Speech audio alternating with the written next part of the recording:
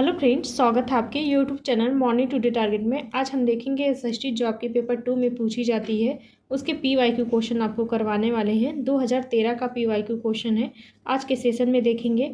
और देखिए, इसके पहले जो भी मेरी क्लासेस हो चुकी हैं सभी जाके प्लेलिस्ट बन चुकी है, उसमें देख लीजिए। देखिए, सभी पीवाईक्यू क्वेश्चन प्लस सिलेबस के अनुसार जितने भी एमसीक्यू करवा रहे हैं सभी देखिए प्लेलिस्ट में है, उसको जाके ज़रूर देख लीजिए।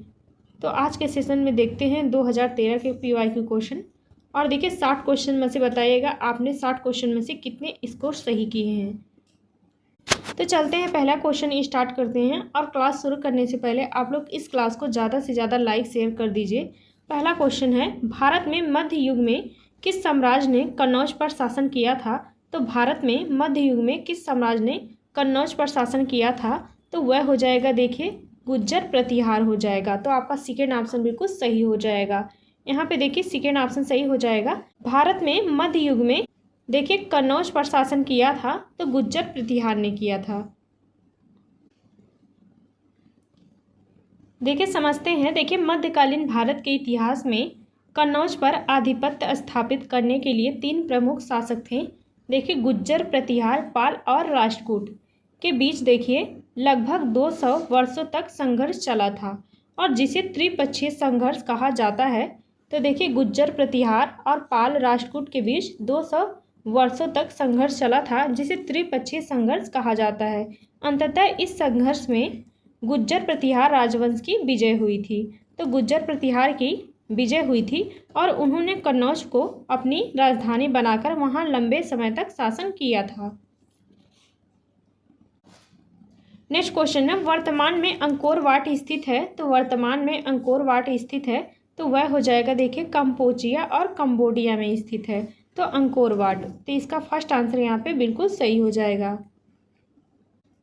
देखिए अंकोर वाट ये दुनिया का सबसे बड़ा धार्मिक स्मारक और मंदिर परिसर है जो दक्षिण पूर्व एशियाई देश कंबोडिया, जिसे पहले कंबोजिया के नाम से जाना जाता था। नेक्स्ट क्वेश्चन है, बृहदेश्वर मंदिर कहाँ स्थित है? तो बृहदेश्वर मंदिर है देखिए तंजौर में स्थित है। तो आपका फर्स्ट आंसर यहाँ पे बिल्कुल सही हो जाएगा। बृहदेश्वर मंदिर हो जाएगा तंजौर में स्थित हो जाएगा। देखिए बृहदेश्वर मंदिर भारत के तमिलनाडु राज्य के तंजौर और तंजावुर शहर में स्थित है और इसका निर्माण हुआ था। तो इसका निर्माण हुआ था 11वीं सदी के प्रारंभ में हुआ था, लगभग 110 ईस्वी में हुआ था, इसका निर्माण हुआ था। और देखिए कौन करवाया था इसका निर्माण?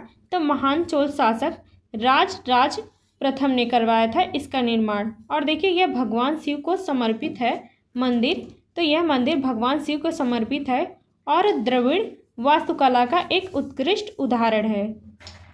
और देखिए यह बना था, तो यह पूरी तरह से देखिए ग्रेनाइट से बना हुआ दुनिया का पहला मंदिर है जो ग्रेनाइट से बना है। और देखिए यूनेस्को की विश्व धरोहर स्थल की सूची में आता है यह मंदिर, तो बृहदेश्वर मंदिर, तो याद रखिएगा। नेक्स्ट क्वेश्चन है, शहनामा किसके द्वारा लिखी गई थी? तो शहनामा किसके द्वारा लिखी गई थी? तो शहनामा देखिए फिरदौसी के द्वारा लिखी गई थी। तो आपका यहाँ पे सेकेंड ऑप्शन बिल्कुल सही हो जाएगा।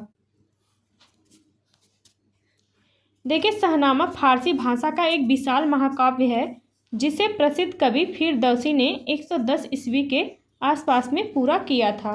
तो शहनामा देखिए फारसी भाषा में लिखी गई थी।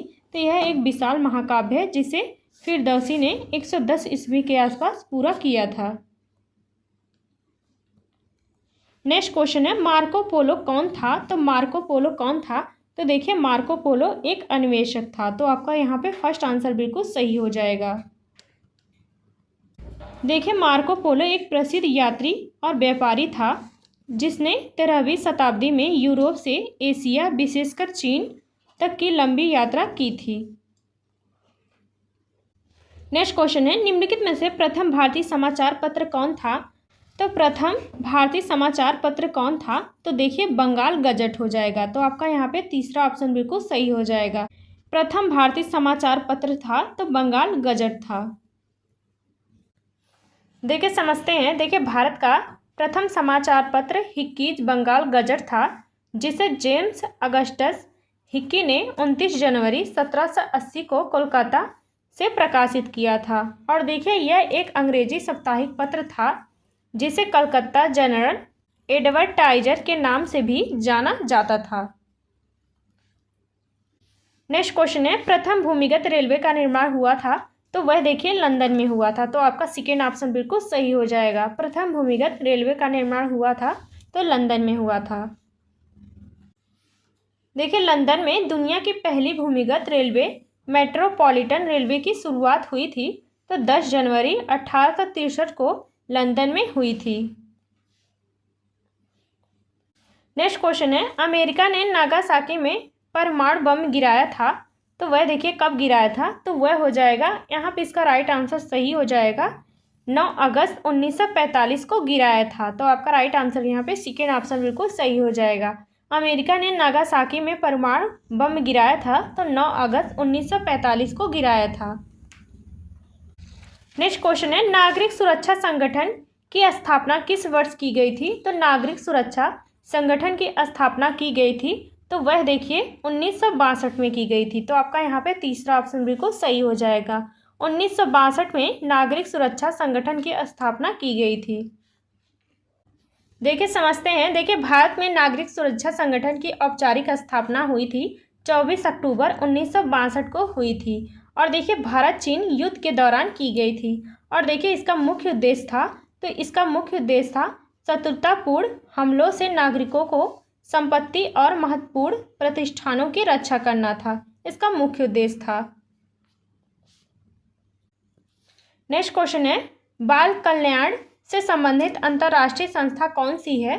तो वह देखिए हो जाएगा यूनिसेफ हो जाएगा। तो आपका राइट आंसर यहाँ पे सेकेंड ऑप्शन बिल्कुल सही हो जाएगा। बाल कल्याण से संबंधित अंतर्राष्ट्रीय संस्था है तो यूनिसेफ हो जाएगा। देखिए यूनिसेफ मुख्य रूप से बच्चों के स्वास्थ्य, शिक्षा और उनके अधिकारों की रक्षा के लिए अंतर्राष्ट्रीय स्तर पर कार्य करने वाली संस्था होती है। तो यूनिसेफ मुख्य रूप से बच्चों के स्वास्थ्य, शिक्षा से संबंधित देखिए सुरक्षा करने वाली संस्था होती है। नेक्स्ट क्वेश्चन है, कौन सा देश दक्षेस सार्क का सदस्य नहीं है। तो वह देखिए म्यांमार हो जाएगा। तो आपका तीसरा ऑप्शन बिल्कुल सही हो जाएगा। म्यांमार देखिए दक्षेस सार्क का सदस्य नहीं है।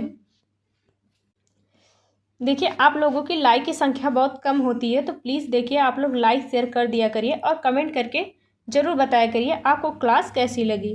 देखिए जितने भी क्वेश्चन करवा रहे हैं काफ़ी ज़्यादा इंपॉर्टेंट है। मेरी जितनी भी क्लासेस हो चुकी हैं तो आप लोगों को देखिए प्लेलिस्ट में मिल जाएगी। अगर पेपर 2 क्लियर करना है तो सभी देखिए देख डालिए, 100% आपका यूवी टेट क्लियर हो जाएगा। और देखिए जितनी भी PDF रहती है आपको टेलीग्राम पे मिल जाएगी तो मैसेज करके आप लोग ले लीजिएगा PDF। तो चलते हैं क्वेश्चन देखते हैं। देखिए निम्नलिखित में से कौन सी सबसे लंबी नदी है। तो कौन सी सबसे लंबी नदी है तो वह देखिए हो जाएगी, तो आपका राइट आंसर पहला हो जाएगा गोदावरी नदी हो जाएगी। तो आपका राइट आंसर यहाँ पे पहला बिल्कुल सही हो जाएगा। देखिए सबसे लंबी नदी होती है तो गंगा नदी होती है और ऑप्शन के हिसाब से गोदावरी नदी हो जाएगी। देखिए गोदावरी नदी यह प्रायद्वीपीय भारत की सबसे लंबी नदी है जिसकी कुल लंबाई लगभग है 1465 किलोमीटर है। और देखिए इसे इसके विशाल आकार के कारण दक्षिण गंगा या बृहद गंगा भी कहा जाता है। नेक्स्ट क्वेश्चन है, निम्नलिखित में से किसका उपयोग पृथ्वी के आयु के परिकलन में नहीं किया जाता है। तो वह हो जाएगा देखिए पृथ्वी का आकर्षण बल हो जाएगा। देखिए पृथ्वी का आकर्षण बल का उपयोग पृथ्वी के आयु परिकलन में नहीं किया जाता है। देखिए समझते हैं, देखिए पृथ्वी का आकर्षण बल, गुरुत्वाकर्षण बल या आकर्षण बल का उपयोग पृथ्वी की आयु निर्धारित करने के लिए नहीं किया जाता है। देखिए पृथ्वी का गुरुत्वाकर्षण बल मुख्य रूप से वस्तुओं को अपनी ओर खींचने और ग्रहों की गति को नियंत्रित करने से संबंधित होता है, ना कि समय की गणना से संबंधित होता है। तो पृथ्वी का गुरुत्वाकर्षण बल मुख्य रूप से संबंधित होता है वस्तुओं को अपनी ओर खींचने और ग्रहों को नियंत्रित करने से संबंधित होता है।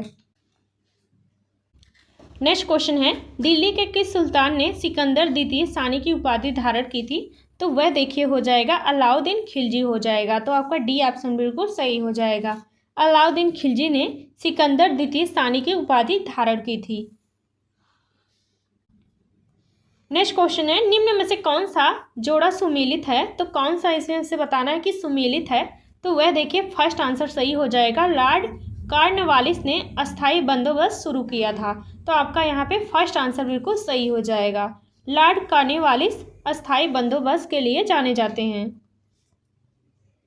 नेक्स्ट क्वेश्चन है, संयुक्त राज्य अमेरिका के दक्षिण कैलिफोर्निया में स्थित मृतक घाटी डेथ वैली निम्नलिखित में से किसका उदाहरण है? तो वह देखिए हो जाएगा रिफ्ट घाटी का उदाहरण हो जाएगा। तो आपका यहाँ पे तीसरा ऑप्शन बिल्कुल सही हो जाएगा। संयुक्त राज्य अमेरिका के दक्षिण कैलिफोर्निया में स्थित मृतक घाटी डेथ वैली उदाहरण है, तो रिफ्ट घाटी का उदाहरण हो जाएगा। देखिए संयुक्त राज्य अमेरिका के दक्षिण कैलिफोर्निया में स्थित मृतक घाटी डेथ वैली रिफ्ट घाटी रिफ्ट वैली का एक प्रमुख उदाहरण है। नेक्स्ट क्वेश्चन है, मेयान ज्वालामुखी पर्वत स्थित है। तो मेयान ज्वालामुखी पर्वत कहाँ स्थित है? तो वह हो जाएगा देखिए फिलीपींस में स्थित है। तो आपका राइट आंसर यहाँ पे डी ऑप्शन बिल्कुल सही हो जाएगा। मेयान ज्वालामुखी पर्वत स्थित है तो फिलीपींस में स्थित है। देखिए माउंट मेयान फिलीपींस के लुजोन द्वीप पर स्थित है, एक सक्रिय ज्वालामुखी है और जो देखिए अपने परफेक्ट कोण पूर्ण शंकु आकार के लिए दुनिया भर में प्रसिद्ध है। नेक्स्ट क्वेश्चन है, वायु की गति समांतर जिस यंत्र से मापते हैं उसे क्या कहते हैं? तो वह देखिए इसका राइट आंसर डी ऑप्शन सही हो जाएगा, एनीमोमीटर कहते हैं। देखिए एनीमोमीटर का उपयोग किया जाता है तो वायु की गति और दिशा मापने के लिए किया जाता है, तो एनीमोमीटर का उपयोग किया जाता है। और देखिए स्पीड मीटर का मापन किया जाता है तो वाहनों की गति मापने के लिए किया जाता है, स्पीड मीटर का प्रयोग किया जाता है। और देखिए विंड वेन हवा की दिशा बताने के लिए किया जाता है। और देखिए बैरोमीटर का उपयोग किया जाता है, तो बैरोमीटर का उपयोग वायुमंडलीय दबाव मापने के लिए किया जाता है। तो यह सभी पॉइंट याद रखिएगा। नेक्स्ट क्वेश्चन है, निम्नलिखित में से किन जिलों में भारत की सबसे बड़ी अभ्रक मेखला पाई जाती है?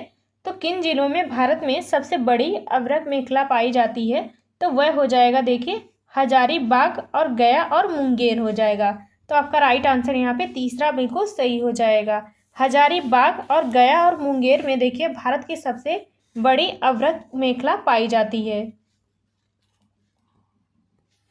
देखिए हजारीबाग, गया और मुंगेर यह भारत की सबसे प्रसिद्ध और बड़ी अभ्रक मेखला है जो झारखंड और बिहार राज्यों में फैली हुई है।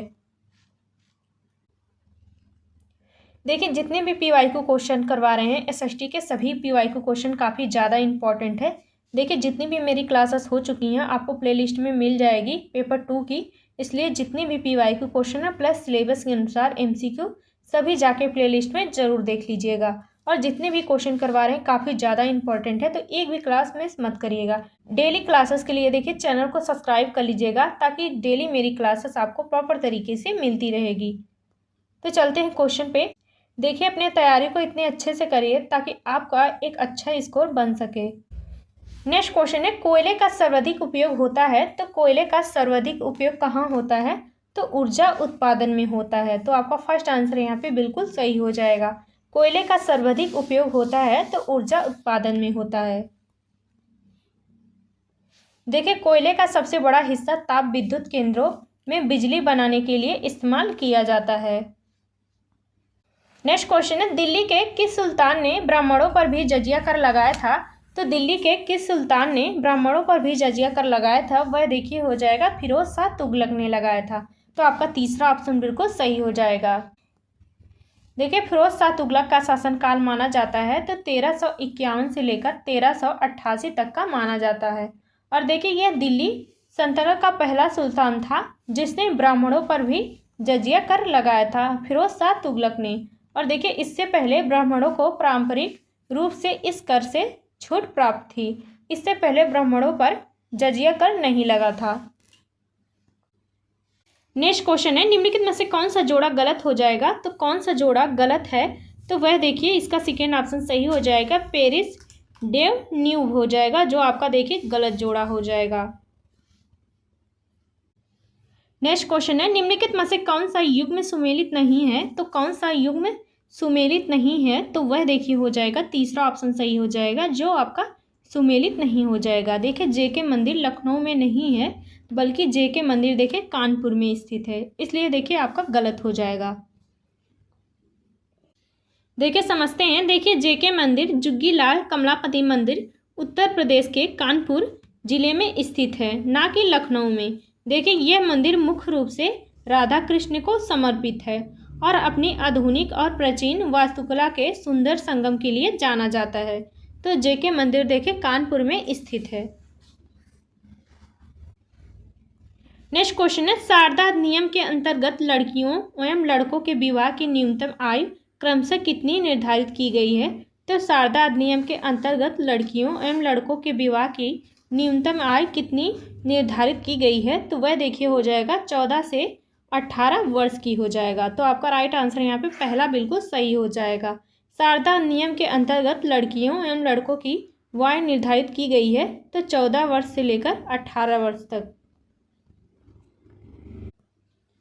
देखिए समझते हैं। देखिए शारदा अधिनियम, जिसे बाल विवाह निरोधक अधिनियम 1929 के नाम से जाना जाता है, इसके तहत लड़कियों के लिए विवाह की न्यूनतम आयु रखी गई है तो 14 वर्ष और लड़कों के लिए 18 वर्ष निर्धारित की गई है। और देखिए यह अधिनियम पारित हुआ था, तो यह अधिनियम 1 अप्रैल 1930 को लागू हुआ था। नेक्स्ट क्वेश्चन है, भारत का राष्ट्रीय खेल क्या है? तो भारत का राष्ट्रीय खेल हो जाएगा हॉकी हो जाएगा। तो आपका फर्स्ट आंसर यहाँ पे बिल्कुल सही हो जाएगा। नेक्स्ट क्वेश्चन है, बैलाडेला खदान जानी जाती है, किस नाम से जानी जाती है बैलाडेला खदान? तो लव एस के नाम से जानी जाती है। तो आपका राइट आंसर यहाँ पे सेकेंड ऑप्शन बिल्कुल सही हो जाएगा। देखिए समझते हैं। देखिए बैलाडेला खदानें छत्तीसगढ़ के दंतेवाड़ा जिले में स्थित हैं और यह देखिए मुख्य रूप से उच्च श्रेणी के लव एस के हेमेटाइट के लिए प्रसिद्ध है। और देखिए यह एशिया की सबसे बड़ी और समृद्ध लव एस्क खदानों में से एक हैं। नेक्स्ट क्वेश्चन है, किन राज्यों में 1959 में सर्वप्रथम पंचायती राज लागू किया गया था? तो किन राज्यों में 1959 में सर्वप्रथम पंचायती राज लागू किया गया था? तो वह देखिए हो जाएगा राजस्थान और आंध्र प्रदेश में हो जाएगा। तो आपका फर्स्ट आंसर यहाँ पे बिल्कुल सही हो जाएगा।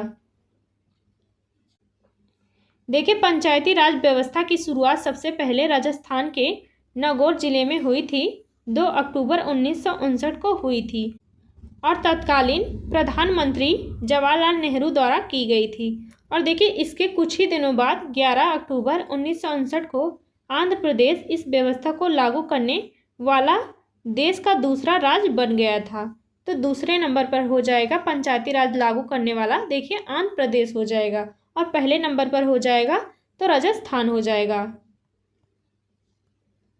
नेक्स्ट क्वेश्चन है, उत्तर प्रदेश विधानसभा के अध्यक्ष हैं, तो उत्तर प्रदेश के विधानसभा के अध्यक्ष कौन हैं? तो देखिए यह हो जाएगा माता पांडे हैं। तो आपका फर्स्ट आंसर यहाँ पे बिल्कुल सही हो जाएगा। देखिए यह 2013 का क्वेश्चन है। नेक्स्ट क्वेश्चन है, 73वां भारतीय संविधान संशोधन संबंधित है, तो 73वां भारतीय संशोधन किससे संबंधित है? तो वह देखिए हो जाएगा पंचायती राज प्रणाली से संबंधित है। तो 73वां भारतीय संविधान संशोधन संबंधित है तो पंचायती राज प्रणाली से संबंधित है। देखिए समझते हैं। देखिए 73वां संविधान संशोधन अधिनियम 1992 में पारित हुआ था, जो 24 अप्रैल 1993 को लागू हुआ था। और देखिए भारत में पंचायती राज संस्थानों को संवैधानिक दर्जा प्रदान करने के लिए जाना जाता है।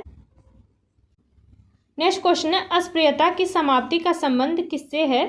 तो अस्पृश्यता की समाप्ति का संबंध है देखिए अनुच्छेद 17 से है। तो आपका यहाँ पे सेकेंड ऑप्शन बिल्कुल सही हो जाएगा। अस्पृश्यता की समाप्ति का संबंध है अनुच्छेद 17 से संबंधित है। नेक्स्ट क्वेश्चन है, संयुक्त राष्ट्र महासभा ने मानव अधिकारों की घोषणा कब की थी? तो संयुक्त राष्ट्र महासभा ने मानव अधिकारों की घोषणा कब की थी? तो वह देखिए इसका राइट आंसर सही हो जाएगा सेकेंड ऑप्शन 10 दिसंबर 1948 में की थी। तो आपका यहाँ पे सेकेंड ऑप्शन बिल्कुल सही हो जाएगा। संयुक्त राष्ट्र महासभा ने मानव अधिकारों की घोषणा की थी तो 10 दिसंबर 1948 में की थी। देखिए समझते हैं। देखिए संयुक्त राष्ट्र महासभा ने मानव अधिकारों की सार्वभौमिक घोषणा की थी तो 10 दिसंबर 1948 में की थी। और देखिए ये ऐतिहासिक घोषणा पेरिस में संयुक्त राष्ट्र महासभा द्वारा अपनाई गई थी। इसी वजह से हर साल 10 दिसंबर को अंतर्राष्ट्रीय मानव अधिकार दिवस मनाया जाता है। नेक्स्ट क्वेश्चन है 59वें राष्ट्रीय फिल्म पुरस्कारों में किसे सर्वश्रेष्ठ अभिनेत्री घोषित किया गया था। तो 59वें राष्ट्रीय फिल्म पुरस्कारों में किसे सर्वश्रेष्ठ अभिनेत्री घोषित किया गया था, तो वह हो जाएगा देखिए विद्या बालन को। तो आपका फर्स्ट आंसर यहाँ पे बिल्कुल सही हो जाएगा। नेक्स्ट क्वेश्चन है सूची के साथ सुमेलित कर निम्न कूटों से सही उत्तर का चयन कीजिए। देखिए वित्त आयोग संबंधित होता है तो अनुच्छेद 280 से संबंधित होता है वित्त आयोग। और देखिए वित्तीय आपातकालीन स्थिति लागू की जाती है तो अनुच्छेद 360 में की जाती है। और देखिए राज्यसभा संबंधित होता है तो राज्यसभा संबंधित होता है तो अनुच्छेद 312 से संबंधित होता है राज्यसभा। और देखिए संवैधानिक संशोधन किया जाता है तो अनुच्छेद 368 से किया जाता है। तो आपका देखिए सही मिलान हो जाएगा सभी। नेक्स्ट क्वेश्चन है राष्ट्रीय ध्वज में लंबाई तथा चौड़ाई का उचित अनुपात क्या होता है। तो राष्ट्रीय ध्वज में लंबाई तथा चौड़ाई का उचित अनुपात होता है तो आपका देखिए सेकेंड ऑप्शन सही हो जाएगा।